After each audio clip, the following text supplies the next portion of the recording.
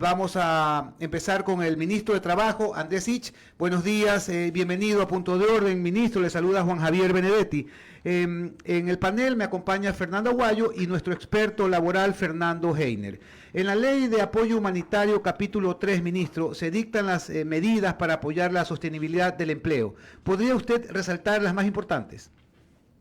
Buenos días, Juan Javier, y a los dos Fernandos. Muchas gracias por la invitación. Muy buenos días. A ver, buenos días también, ministro.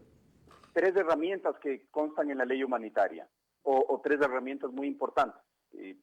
La una, los acuerdos de preservación de fuentes de trabajo. Básicamente, lo que la ley ha permitido es que trabajadores y empleador, en aquellos casos en que por fuerza mayor la empresa esté en condiciones críticas, para buscar preservar los trabajos se puedan modificar ciertas condiciones de manera temporal, con respeto a algunos mínimos, y que a cambio de eso el empleador no pueda ni repartir dividendos a los socios o accionistas, ni tampoco pueda disminuir el capital. La segunda herramienta es el contrato emergente. Es un contrato que, cuando se está sujeto a las mismas condiciones, permite una mayor adaptabilidad a necesidades, por ejemplo, de horarios, de jornadas o a un plazo fijo que puede llegar hasta 2 años.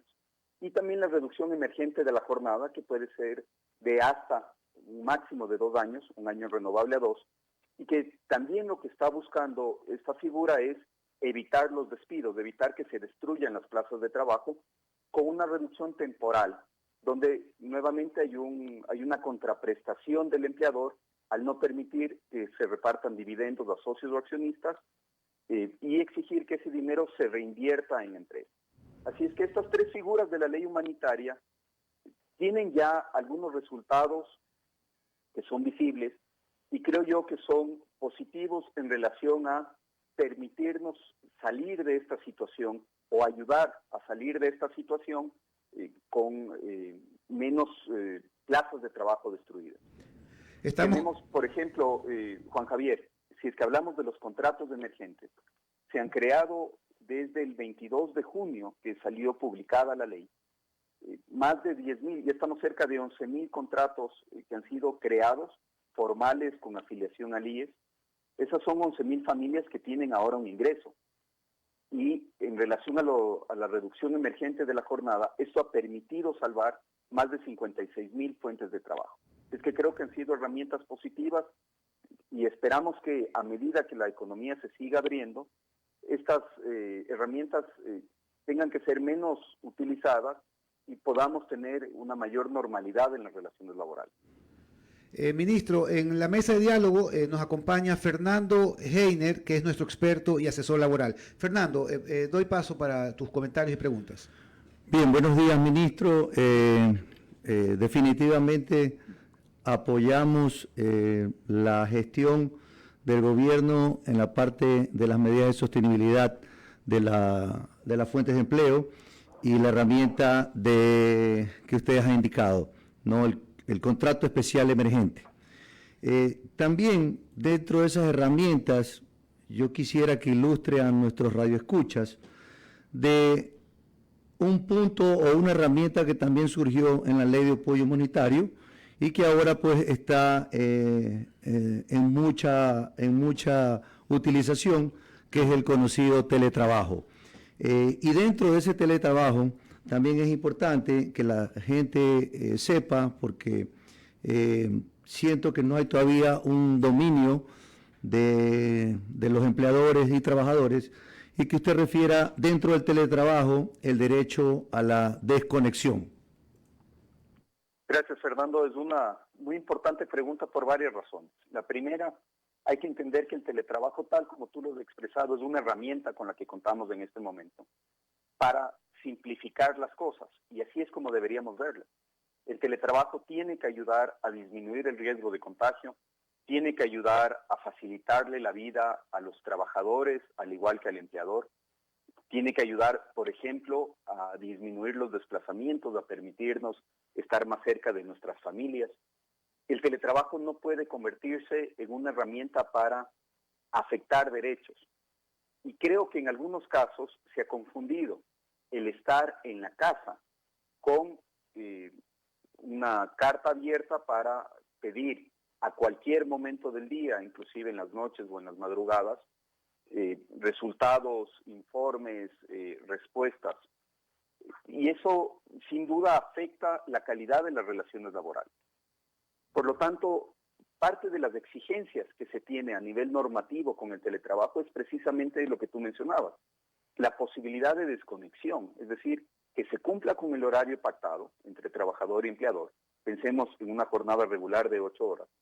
Y después de esas 8 horas, que el trabajador tenga el espacio y la libertad para estar con su familia, para hacer sus cosas, para descansar, que se tenga también los días de descanso obligatorios, sábados y domingos, o si es que se tiene alguna otra jornada especial aprobada, y que por lo tanto la relación siga en condiciones similares a las que se tenía antes de aplicar el teletrabajo.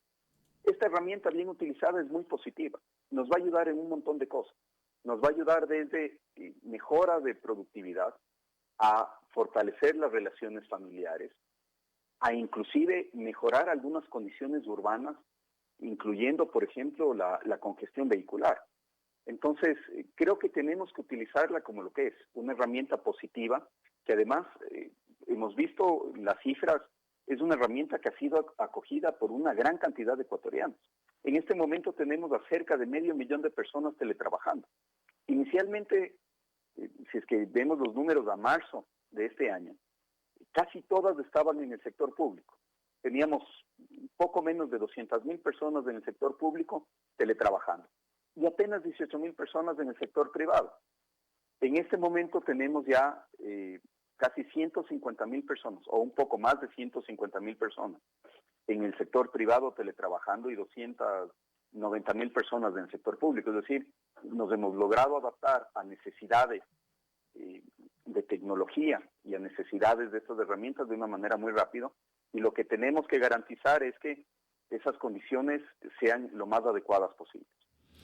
Bien, interesante hablar sobre este punto de teletrabajo porque es algo relativamente nuevo y que las situaciones y circunstancias globales nos están llevando a adaptarnos a estas tecnologías, ¿no?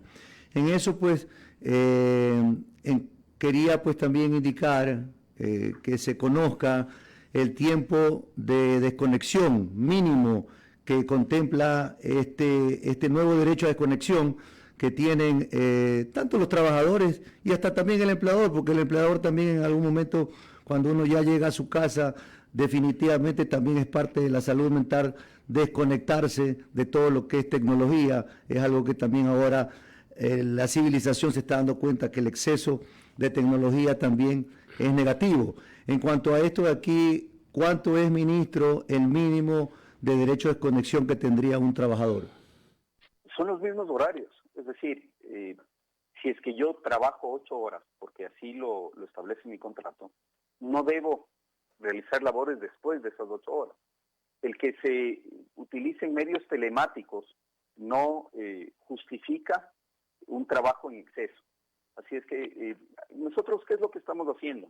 Estamos terminando un acuerdo ministerial para regular de una manera más detallada lo que establece la ley humanitaria. Yo esperaría, Juan Javier, que entre el día de hoy y mañana, queríamos tenerlo hasta el día viernes, pero recibimos algunos insumos adicionales positivos que nos han ayudado a seguir mejorando el acuerdo ministerial. Yo esperaría que en esta semana ya contemos con esta herramienta nueva, y es algo que creo que todos tenemos que aprender a utilizar. Es decir, tanto trabajadores como empleadores tenemos que ser corresponsables en que esto sea una cosa positiva, porque también tenemos de lo otro, ¿no? También tenemos personas que no son responsables y que creen que el teletrabajo son vacaciones adelantadas.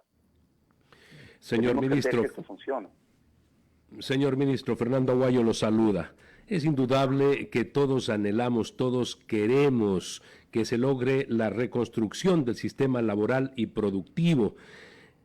Pues afectado por la pandemia, pero tenemos que recordar que antes de la pandemia ya teníamos dificultades en el ámbito laboral. Me ha llamado la atención algunos datos que dio el ministerio, la viceministra también el día de ayer, y tienen que ver con actas de finiquito laboral. Y se dice que justamente ahora en el 2020 son menores en comparación con las del 2019 y peor aún con las del 2018. Y eso quisiera que aclare porque la gente no entiende cuando dice semejante crisis severa la que estamos padeciendo, en la que no hay trabajo, cómo es que menos contratos de trabajo se han registrado frente a los años en que de pronto aparentemente estábamos mejor que era el 18 y el 19. ¿Cómo se explica esto, por favor? ¿De dónde surgen estas cifras? Gracias, Fernando. Creo que es muy importante esa aclaración porque las cifras no se pueden tomar por separado. Nosotros estamos publicando quincenalmente una serie de indicadores porque creemos que el análisis de esos indicadores en conjunto van a permitir tener una visión más acertada de la realidad. El número de actas de finiquito por sí solas no nos dice nada. Lo que aparentemente sucede en este caso, y digo aparentemente porque todavía estamos cruzando datos para poder tener una explicación más clara, es que ha habido menos movilidad. Puede ser que en el año 2019 tuvimos más actas de finiquito en el mismo periodo, pero muchas de ellas se debían a que trabajadores renunciaban a un trabajo porque tenían ya seguro otro trabajo en mejores condiciones. Esa movilidad no les dejaba a estas personas sin trabajo. Lo que puede ser que esté pasando en este momento es que, por un lado, no tengamos tantas alternativas para mejorar las condiciones de trabajo y por lo tanto me aferro a lo que tengo. O en algunos casos puede ser que habían personas que renunciaban porque necesitaban darse un tiempo por cualquier razón, por temas domésticos, por temas de estudios, porque tenían que atender alguna situación particular, pensemos de atención de salud a un familiar o lo que sea, y tenían cierta confianza en que iban a poder conseguir un trabajo en relativamente poco tiempo, algo que ahora es más difícil. Así es que estos datos son datos sacados del sistema, son datos confiables en cuanto a los números, pero no se pueden entender de manera aislada, es importante entenderlo en conjunto. ¿Qué es lo que tenemos, estimado Fernando? Tenemos una pérdida importante de contratos formales, y la encuesta del INEC nos ha demostrado una pérdida importante y preocupante de plazas de trabajo en el sector formal e informal. También tenemos datos que existe señales positivas de una recuperación de plazas de trabajo. Desde el 22 de junio que salió la ley humanitaria se han creado más de 100,000 plazas de trabajo formal. Y si es que tomamos el periodo desde el 16 de marzo que comenzó el confinamiento, estamos hablando de más de 160,000 contratos formales nuevos. Yo espero que la encuesta que saque el INEC en el mes de octubre marque también una tendencia en otros sectores, especialmente en los informales, con señales de recuperación. Creo que hay algunas cosas que han contribuido a eso. En primer lugar, la reapertura ordenada de la economía me parece que ha sido muy importante. En algunos momentos se ha criticado por preocupación, por miedo, porque la pandemia realmente nos ha puesto en una situación desconocida para todos. Por ejemplo, el que se haya comenzado con planes piloto en la construcción. Bueno, tenemos datos de que esos planes piloto en la construcción no han incrementado el número de contagios, y lo que sí han logrado es reactivar un sector que genera trabajo muy rápido. Y tenemos una recuperación importante ahí. Tenemos una recuperación importante en los sectores agrícolas, en los sectores de comercio y de manufacturas. Así es que ese ha sido un factor importante en esto. Y creo que otros factores que también han contribuido positivamente han sido el ir quitando ciertas barreras para la formalidad.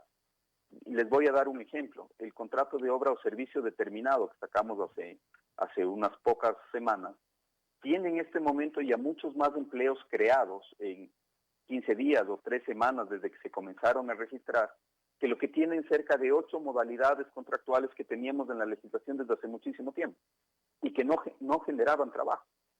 Entonces, eso creo que es también importante tenerlo dentro de la discusión, porque como bien señalabas, Fernando, creo que hay un anhelo importante para reformar estructuralmente muchas de las condiciones de trabajo, buscando que las relaciones laborales sean mucho más justas, que tanto trabajadores como empleadores sientan que es conveniente apostarle a la relación laboral. No hay nada mejor que un mensaje claro y en esta ocasión voy a recibir los agradecimientos por haber planteado esta pregunta, porque definitivamente nos llevaba a una desorientación y muchas veces también indigna a la gente cuando le dicen desde el ministerio que ahora hay menos pérdida de trabajo, o sea, menos actas de finiquito que el año 18 y el 2019. La gente dice, a ver, ¿qué es lo que está pasando? Y usted ahora pues ha tratado de explicar el por qué. En todo caso, no es que ahora estamos mucho mejor y que ahora hay mucho más trabajo, pero sí es bueno, por otro lado, también expresar lo que usted señala en estos momentos, en qué áreas se han ampliado esos números en las fuentes de trabajo. Es por lo que tenemos que trabajar, bregar indudablemente y que la gente sepa que sí, que de pronto empieza a haber una recuperación. Pero lo otro sí me llamaba muchísimo la atención, esto de querer presentar como que ahora estamos mejor que el 18 y el 19, y la verdad que no concordaba. Estimado Fernando, ministro, aquí yo quería hacer también una acotación y quería decir, si me permite complementarlo, ministro, que también sostengo y voto por esa disminución de actas de finiquito. Yo voto por las medidas de apoyo de sostenibilidad de empleo en la Ley Orgánica de Apoyo Humanitario, porque vale también, mi querido tocayo, indicar que en el 2019 o en el 2018 no teníamos las herramientas que tenemos hoy, que esta ley hay que definitivamente aplaudirla, en este caso pues en el sector que estamos hablando, en nuestra especialización que es el tema laboral. En este año, a partir del casualmente 22 de junio, tenemos pues los acuerdos de preservación de fuentes de trabajo que no existían antes, tenemos la reducción emergente de la jornada de trabajo que no existía antes, tenemos también el contrato emergente que también señala el ministro que no existía antes, que sin estas herramientas posiblemente hubieran incrementado también la celebración de actas de finiquito. Entonces, por ese lado, yo quería hacer esa acotación. Y finalmente, el ministro, yo quería también, y retomando, que esa era una pregunta que usted ya se me adelantó, retomando las nuevas modalidades de contratación laboral, definitivamente el 30 de julio del 2020, usted firmó el acuerdo ministerial 2020-136 que pide las nuevas directrices que regulan el contrato por obra o servicios determinados dentro del giro del negocio. Este contrato, antes que existía, antes de esta fecha, del 30 de julio, este contrato indicaba una limitación para ser utilizado en obras declaradas como estratégicas y más que nada dirigido al sector público. Sin embargo, ahora parece ser que se abre ese candado al indicar que la norma en parte pertinente, que es de obligatorio cumplimiento para empleadores y trabajadores en general y que también será para empleadores y trabajadores en la prestación dentro de proyectos estratégicos del Estado. Al decir en parte pertinente que también el contrato por obra regirá para la ejecución de obras o prestación de servicios del Estado ecuatoriano, cuando antes solo lo restringía. ¿Pudiera usted un poco ampliar este acuerdo que también es otro contrato muy importante para los empleadores? Coincidimos, Fernando. A mí me parece inaudito que este contrato haya estado en la legislación desde el año 2015 y que se lo haya concebido para ayudarle al Estado en obras estratégicas que de todas maneras iban a generar fuentes de trabajo, que de todas maneras tenían el dinero como para que se invierta en esos proyectos. Yo no sé cuántos empleos se dejaron de crear por culpa de ese candado que tenía esta modalidad contractual. ¿Cuántos desarrolladores de plataformas tecnológicas, por ejemplo, prefirieron contratar en el exterior esos desarrollos en lugar de contratarlos aquí? A mí me parece que es muy importante que parte de la discusión que tengamos como país sobre lo que queremos tener en una estructura laboral, en un marco tanto jurídico como de instituciones, incluya la posibilidad de que los ecuatorianos tengan esa libertad para adaptarse a las necesidades de sus clientes, que tengan la libertad para identificar oportunidades de emprendimiento, oportunidades de negocio que van a generar trabajo. Y precisamente son esos proyectos temporales los que van abriendo estas posibilidades. Un desarrollador que consigue un solo cliente, que le da un contrato específico para una plataforma tecnológica, quizá va a tener asegurados de ingresos solamente por 8 meses. Pero bueno, en esos 8 meses podrá generar plazas de trabajo y después avanzar hacia el siguiente proyecto, hasta que finalmente logre estabilizarse y tener un negocio ya estructurado, grande, con contratos indefinidos. Pero si no le damos esa ventana para que comience a generar actividad, para que comience a desarrollar su potencial, lo que estamos haciendo es realmente afectando la posibilidad de trabajo de calidad. Es que con esa visión es que ampliamos esta modalidad. Yo creo que tenemos números positivos. Es un acuerdo que salió el 30 de julio, pero recordemos que recién 15 días después la gente comenzó a registrar los contratos. Y en esas 3 semanas tenemos ya casi 4,000 contratos nuevos registrados. Y te aseguro que la mayoría de estos contratos son contratos alrededor de proyectos que tienen buenas condiciones, que tienen calidad, que tienen además la posibilidad de transmitir conocimiento, que eso también es muy importante, del empleador a los trabajadores, de los trabajadores al empleador, y después ese conocimiento se regará a otros proyectos. Entonces, creo que estas modalidades pueden ser muy útiles para el Ecuador. Ministro, al terminar la entrevista hay una pregunta, hay una encuesta que está en la página del Ministerio de Trabajo. ¿Qué harías para generar más trabajo en el Ecuador? Es una de las preguntas del Ministerio de Trabajo en una encuesta. ¿Qué haría usted, ministro? A ver, nosotros hemos planteado estas preguntas dentro de lo que le hemos llamado Juntos por el Trabajo. Y realmente es un espacio de conversación donde queremos encontrar coincidencias desde la sociedad civil, desde la ciudadanía, hacia dónde debe caminar el Ecuador en materia laboral. Yo creo que tenemos muchísimos más objetivos en común como ecuatorianos que lo que tenemos de diferencias. Y si es que esos objetivos en común se pueden plasmar en ciertas reformas estructurales, habremos dado pasos muy importantes. Esto excede un periodo político, excede una ideología determinada a gobernantes de turno.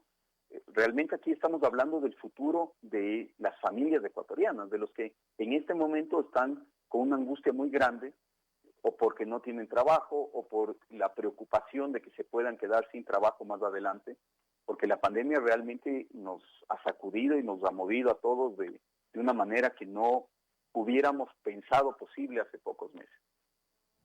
Bueno, ¿Qué es lo que yo creo que se debe hacer?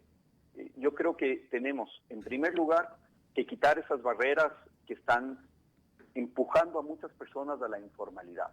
Creo que esa es una situación crítica que debemos corregir simplificando una serie de cosas para que la formalidad no sea un problema, para que la formalidad sea atractiva. Creo que tenemos que generar capacidades nuevas.